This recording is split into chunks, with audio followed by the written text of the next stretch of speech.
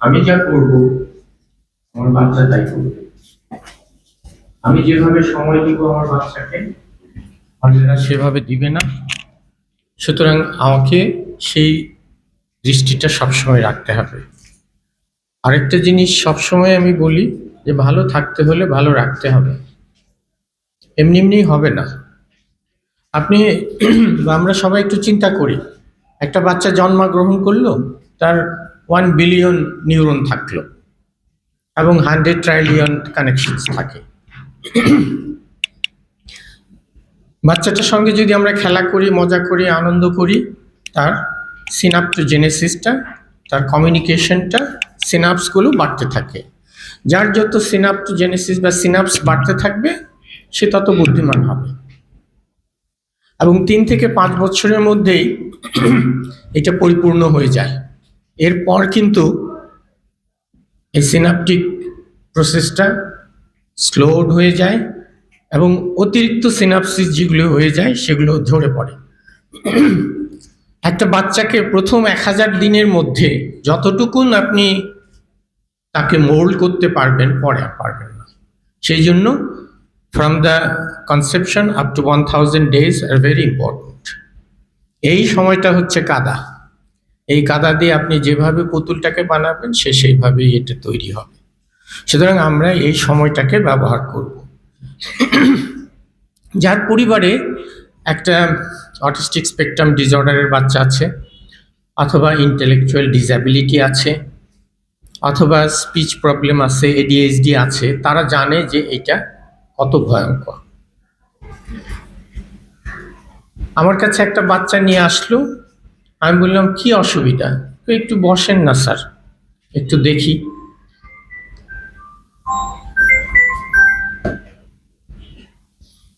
আমি বললাম যে কি দেখব? একটু পরেই সে বাচ্চাটা চট করে আমার স্টেথো নিয়ে টান দিয়ে ভেঙে ফেললো। Really it was real fact. আমার একটা লিটম্যান নতুন কেনা, সে 1 মিনিটের মধ্যেই এটাকে ভেঙে ফেললো। আমি তো অবাক, আই ডিডন্ট এক্সপেক্ট ইট। একটু পরে দেখি সে আমার টেবিলের উপর উঠে গেল, আমার সিলগুলোকে সব এলোমেলো করে ফেললো। বললো স্যার এই জন্য নিয়ে আসছি। এবং আমার খুব মন খারাপ হয়েছিল যে মাত্র এই স্টেথোটা কিনলাম, ভেঙে ফেললো। কিন্তু কিছু করার ছিল না, আমি চুপ করে রইলাম। আমি দেখলাম অর্থাৎ সে এডিএইচডি নিয়ে আসছে, টেম্পার টেন্ট্রাম এগুলো নিয়ে আসছে। আমরা সাধারণত 3টা ড্রাগ ব্যবহার করি, কিন্তু এগুলো কতটা হেল্পফুল এইটা বিচার্য, এখনও বিচার্য। আমরা হয়তো রেসপেরিডন ইউজ করি, অথবা অ্যাপ্রিজল ইউজ করি, অ্যারিপ্রোজল ইউজ করি, মিথাইলফেনিডেট ইউজ করি, অথবা অন্য কিছু দিলাম, ক্লোনাজিপাম ইত্যাদি। এগুলো খুব বেশি কিন্তু কার্যকর না। ডক্টর মানস যেটা বলছে যে সময় দিতে হবে, আন্তরিকভাবে সময় দিতে হবে। দেওয়ার জন্য দিলাম সেটা না। বাচ্চা কাছে বসে আছে, আমি পেপার পড়তেছি, ইট ডাজন্ট এফেক্ট। আমার ওর সঙ্গে বসতে হবে, খেলতে হবে, আদর করতে হবে, মজা করতে হবে, এবং সময়টাকে সময়ের মতন করে দিতে হবে, তখন এটা ইফেক্টিভ হবে। মেইন স্ট্রিমে আনার ব্যাপারটা কঠিন, ইনিশিয়ালি বেশ কঠিন, সাবসিকুয়েন্টলি এটা হয়তো হয়ে যাবে।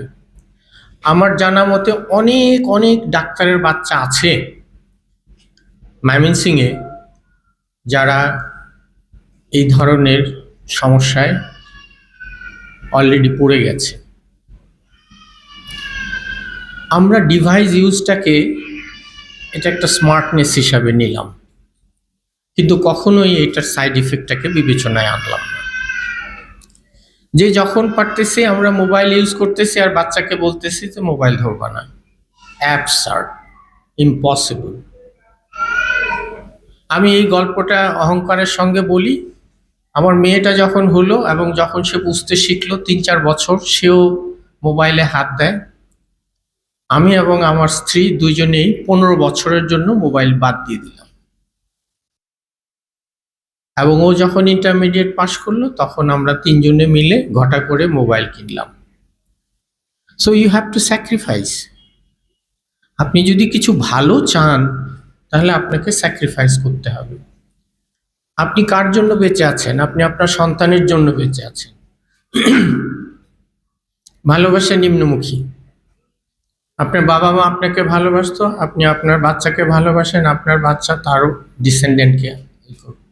তা আমরা যদি সেইটাকে মনে করি যে আমার ভবিষ্যৎ আমার বাচ্চার মধ্যে নির্ভর করে, আমার বাচ্চা আমার ভবিষ্যৎকে বহন করে নিয়ে যাবে, তাহলে আমি তো তার পিছনে সময় দিব।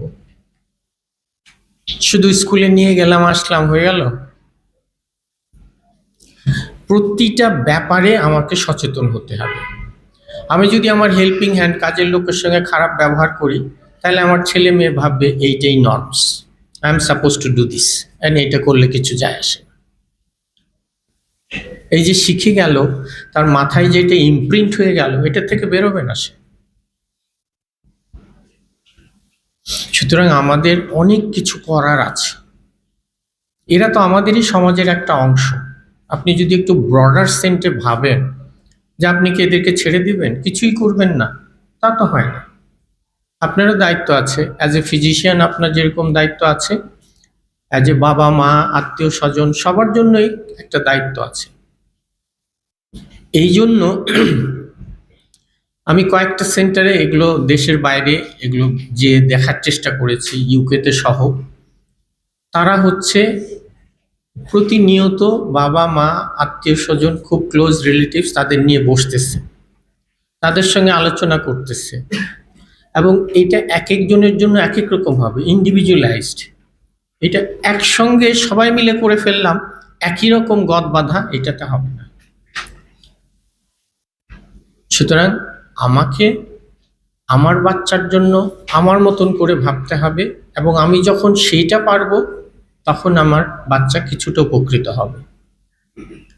কখনো রূঢ় হতে হবে, কখনো আদর করতে হবে, কখনো তাকে এমনভাবে সময় দিতে হবে যেন he is your best friend. সে যেন ফিল করে যে আমার বাবা আসবে।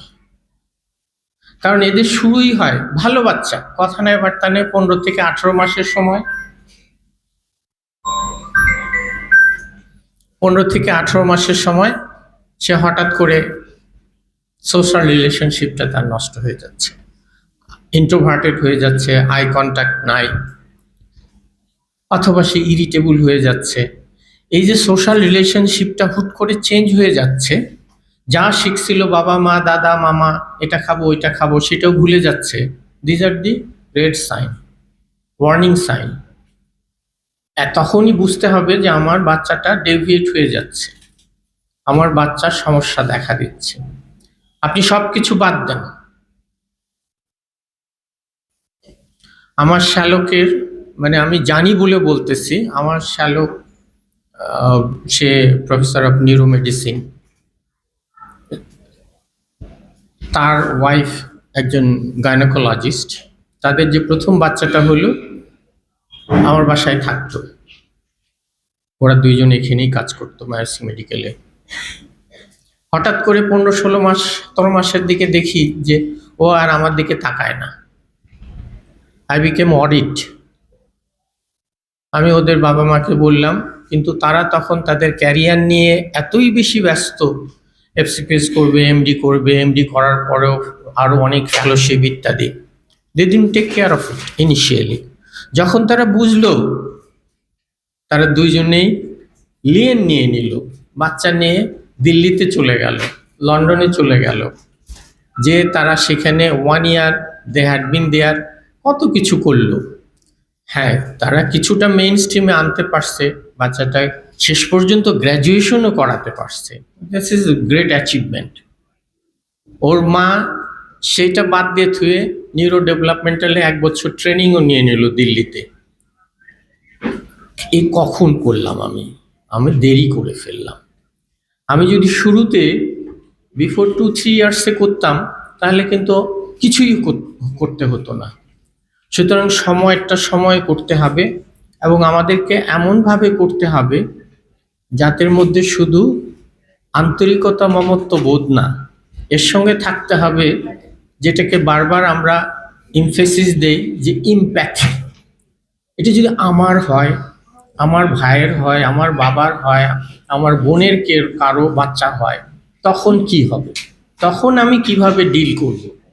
এইটা হচ্ছে মূল বিষয়। এই যেখানে it is a holistic approach, it is a team approach. একা আপনি বা আমি কিছু করতে পারবো না। প্যারেন্টসরা যদি আগায় না আসে, এখানে দিয়ে চলে গেল, তাহলে হবে না। আমার এক বন্ধু আছে, প্রফেসর মনির। তো ও আমাকে বলতেছে যে কি করিম ভাই, কি ডাক্তারি করব আমি? কেন, কালকে একটা রোগী আসছে। আমি বললাম যে আপনার বাচ্চার অসুবিধা কি? তো সে সঙ্গে বলল, আমি তো ভালোভাবে জানি না, দাঁড়ান আপনি একটু কথা বলেন আমার বুয়ার সঙ্গে। তো মনির আমারে বলতেছে, করিম ভাই ডাক্তারি করা বোধহয় আর হবে না, কারণ আমাদের তো হিস্ট্রি নিতে হয় বুয়ার কাছ থেকে।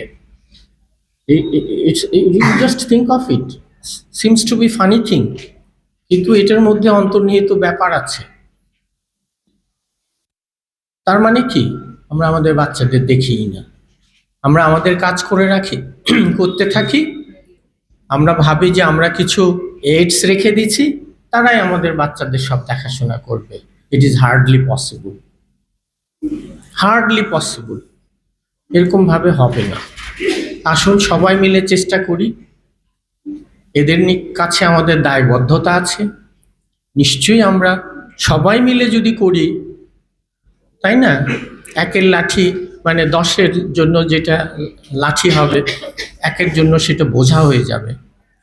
আমরা কারোর জন্য যেন, আপনি আপনি আপনি কি জন্য আপনি বেঁচে আছেন? আপনার সন্তানের জন্য আপনি বেঁচে আছেন।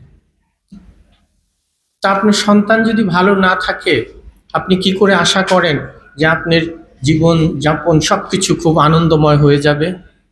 কখনোই হবে না, এটা হওয়া সম্ভবপর না। সুতরাং আমাদের যেটা দরকার সেটা হচ্ছে সবার সহযোগিতা দরকার, সবার সহমর্মিতা দরকার। সবাই মিলে যদি আমরা করি, তখনই এই মানবিক কাজগুলোকে একটা পর্যায়ে নিয়ে যাওয়া উচিত যাবে। একটা স্টিগমা দিয়ে দিলাম, এটা অটিস্টিক, এটা দেওয়া হবে না, বা সব শেষ, আমার কাজ শেষ হয়ে গেল। আমি কি করলাম? আমি ঘোড়ার ডিম করলাম। আমাকে একটা জায়গায় পৌঁছায় দিতে হবে। আপনি অনেক ব্যস্ত ডাক্তার, আমি জানি। আমার অনেক বন্ধুরা আছে তারা অনেক রোগী দেখে, কিন্তু যখন এই জাতীয় রোগীগুলোকে পায়, 5 সেকেন্ডের মধ্যে কি 5 মিনিটের মধ্যে সেটাকে ডিসপোজ করে দেয়। এতে কিছু হবে না।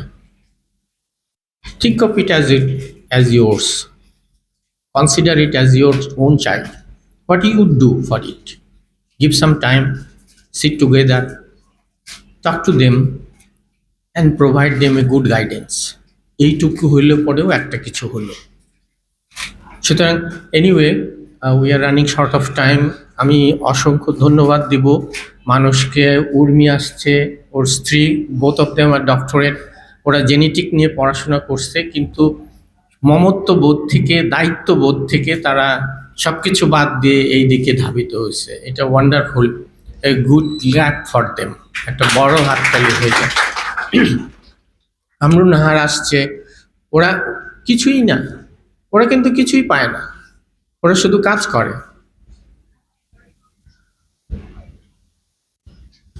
They are not running after remuneration or anything else.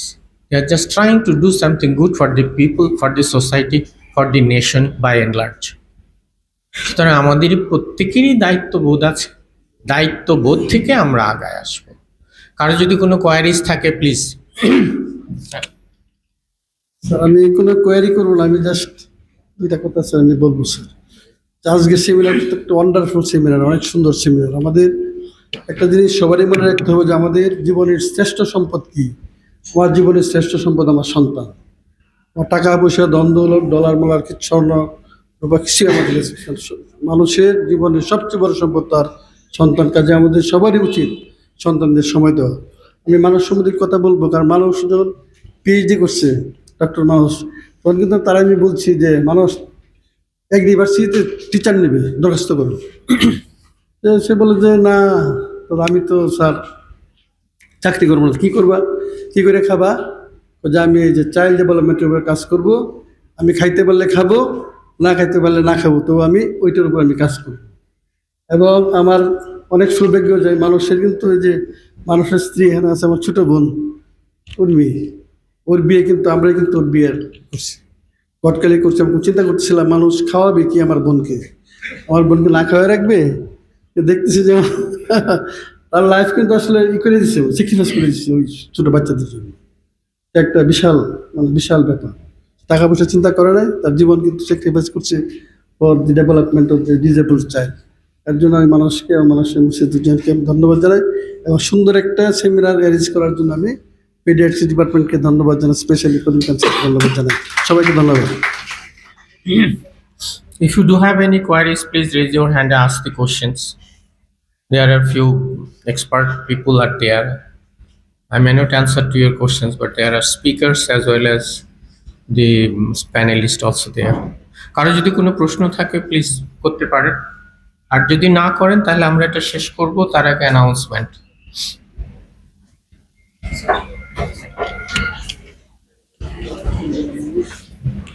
আসসালামু আলাইকুম।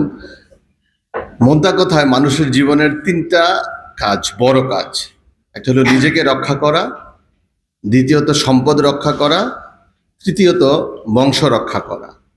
And today's seminar is one of the part of that. And today's speaker very, very nicely realized to understand us যে কিভাবে আমাদের পিছিয়ে পড়া অথবা আমাদের মধ্যে যারা ইন ওয়ান সেন্স হ্যান্ডিক্যাপই বলতে হয়, because they are mentally handicapped, সেই মানুষগুলাকে বাস্তবসম্মত করে আমার বংশটাকে রক্ষা করতে পারি। কারণ অনেকের বংশে শুধু একজনই বাতি হয়তো আসে, সেই বাতিটাও যদি হ্যান্ডিক্যাপড হয় তাহলে আমার বংশ তো আর রক্ষা হবে না। সুতরাং তারা খুব গ্রেট কাজ করছে। আরেকটা কথা হলো, আমাদের sometime missing come to us with blessing. ঘটনাটা কি? ঘটনাটা হলো, এই সেমিনারটা করার কথা ছিল অর্থোপেডিক্সের। তো পরীক্ষা চলতেছে, পরীক্ষার মধ্যে আমরা কি করব? স্যার তখন প্যারিসে। তো স্যার আসলো, আমি স্যার সাথে বললাম, স্যার কি করা যায়? তখন স্যার তাৎক্ষণিকভাবে চিন্তা করলো, চলো তো একটা ভালো জিনিস করি, একটা সিএমএ করি। আমি, স্যার কিসের উপরে? বলে, আমার কাছে 2জন ভালো লোক আছে, নিউরো ডেভেলপমেন্টের উপরে কাজ করে, তাদেরকে দিয়ে আমরা কিছু করতে পারি কিনা। তো আচ্ছা, কার সাথে যোগাযোগ? চিত্তদার সাথে যোগাযোগ। আমি দাদার সাথে যোগাযোগ করলাম, স্যারও যোগাযোগ করলো, আমরা প্রোগ্রামটা অ্যারেঞ্জ করতে পারলাম খুব ভালোভাবে, এবং খুবই চমৎকার একটা সেমিনার। ইনফ্যাক্ট আমাদের অনেক কিছুই জানা ছিল না, আমরাও জানলাম যে আসলে কত দ্রুত একটা বাচ্চাকে টেক ওভার করতে হবে ফর দিস নিউরো ডেভেলপমেন্ট ডিসঅর্ডারের জন্য। Thank you once again, thank you all. আর coming seminar will be organized by Department of Anesthesia and then after Department of ENTD. Now may request our chairperson to close the session, please. Urmi কিছু বলবা? Doctor Urmi ও doctor মানুষের wife, ও এটার সঙ্গে জড়িত হয়ে গেছে ওতপ্রোতভাবে, মন থেকেই জড়িত হয়ে গেছে। দে আর ডুইং এ লট। তো আমি উর্মিকে একটু ফ্লোর দিচ্ছি। সবাইকে ধন্যবাদ আমাকে কথা বলার সুযোগ দেওয়ার জন্য। আসলে আমরা আজকে নিজেদের অনেক সৌভাগ্যবান ভাবছি যে আমরা এখানে সবার সামনে আমাদের ছোট্ট একটা প্রতিষ্ঠানকে আজকে যতটুকুই হোক আমরা একটু হলেও একটা পর্যায়ে নিয়ে আসতে পেরেছি, যার জন্য আজকে আমরা সবাইকে নিয়ে উপস্থাপন করতে পেরেছি। তো আমরা শুধু একা আমি আর মানুষ যেই কাজটা করেছি এরকম না ব্যাপারটা। আমাদের প্রতিষ্ঠান শুরুর থেকেই আমরা অনেকের গাইডেন্স পেয়েছি। প্রথমে আমরা গাইডেন্স পেয়েছি ডক্টর মুর্তজা স্যারের, উনি ময়মনসিংহ মেডিকেলের ছিলেন। উনি আমাদের সব কিছুতেই সাপোর্ট দিতেন। আমরা তো বুঝতাম না যে এই ব্যাপারটা কিভাবে আগালে পরে বাচ্চাদের ডেভেলপমেন্ট হবে। এবং দেন আমরা আমাদের চিত্ত স্যার, মঞ্জুদি, তারপরে আমাদের বিধান স্যার, ওনাদের ডিরেক্ট কাউন্সেলিং পেয়েছি। এবং নিজেদেরও তো এই নিজেদের আমার যেমন বিসিএস এর প্ল্যান ছিল, তো ওইগুলা থেকে মনটাকে ডাইভার্ট করে এইদিকে নিয়ে আসতেও তো নিজেদের সময় লেগেছে। তো ওইভাবে আমাদের এই প্রতিষ্ঠানে আমরা যারা টিম মেম্বার হিসেবে কাজ করছি, আমাদের প্রথমে পরিচয় করে দিতে হয় আমাদের প্রফেসর ডক্টর রুহুল কুদ্দুস রূপম স্যারকে। উনি প্রথমে আমাদের ডিরেক্ট গাইডেন্স করেছে যে কিভাবে আমরা মানে অ্যাডমিনিস্ট্রেটিভলি আরো কিভাবে আগাতে পারি। তারপর আমাদের কামরুন নাহার ম্যাডাম তো প্রথম থেকেই ছিলেন, আমাদের ডাক্তার লায়লা ম্যাডাম, তারপর আমাদের ডেভেলপমেন্টাল থেরাপিস্ট। একটু যদি সবাই পরিচয় হয়ে যেতেন আমার জন্য খুব সহজ হইতো। আমি দিচ্ছি। আসসালামু আলাইকুম, আমি developmental therapist Ashrafun Nahar. Doctor Kamrun Nahar Laila, child health physician, Shishu Bikash কেন্দ্র, ময়মনসিংহ মেডিকেল। এখন বর্তমানে আমি চাইল্ড হেলথ সেন্টারে আছি, সিডিআইতে। আসসালামু আলাইকুম সবাইকে, আমি মেশকাত নওশিন কিয়া, ক্লিনিক্যাল সাইকোলজিস্ট, সিডিসি ময়মনসিংহ।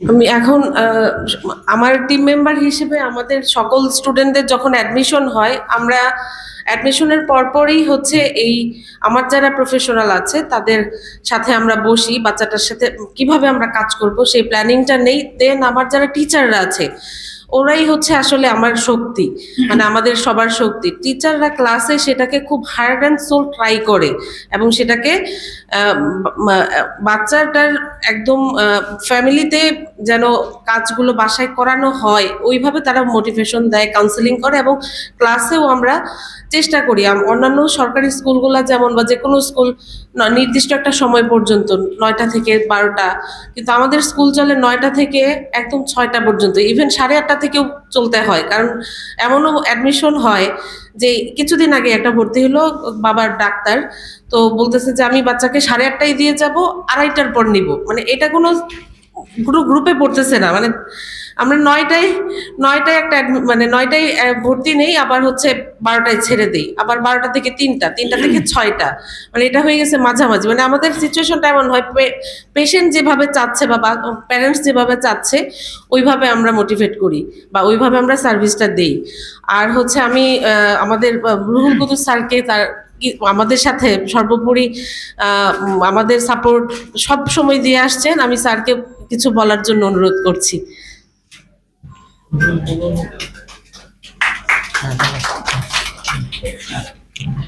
ধন্যবাদ।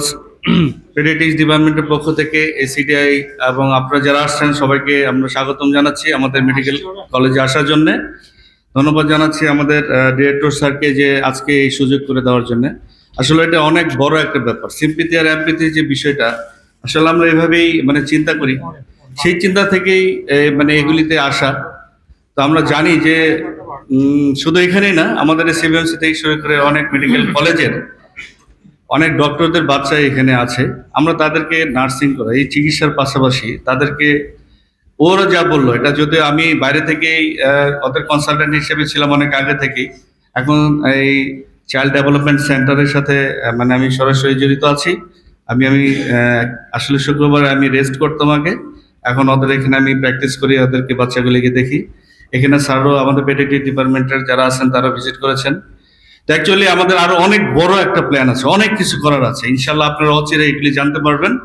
আমরা বড় আকারেই আগাচ্ছি এবং এটা পসিবল এবং খুব অতি শীঘ্রই।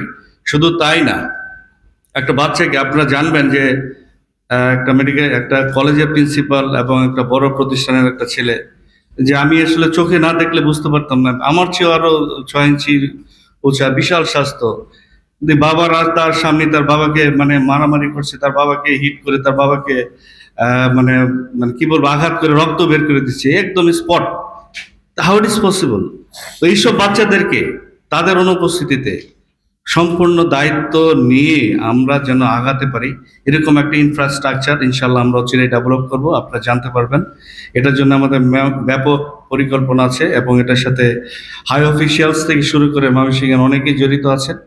তো আমরা ইনশাল্লাহ আপনাদের দোয়া চাই, আপনাদের সহযোগিতা চাই। অ্যাকচুয়ালি মানে শুধু নিজের জন্য কিছু করে চলে গেলাম তা না, মানে আমরা চলে যাওয়ার পরেও যেন মানুষ আমাদেরকে মনে রাখে, এরকম কিছু করে যেতে চাই, আপনাদের সহযোগিতা চাই। স্যারকে আবারও ধন্যবাদ, আপনাদেরকে ধন্যবাদ। ইনশাল্লাহ সবাইকে আসসালামু আলাইকুম।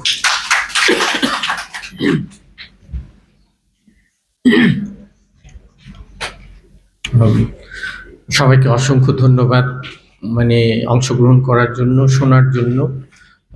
যারা বাইরে থেকে এসছেন তাদেরকেও ধন্যবাদ জানাচ্ছি আমাদেরকে সময় দেওয়ার জন্য এবং কিছু ধারণা দেওয়ার জন্য যে আমরা কি করছি, কি করতে চাই, কি করতে পারবো, সবার সহযোগিতা নিয়ে। সবাইকে আন্তরিকভাবে ধন্যবাদ জানাই। আজকের অধিবেশন শেষ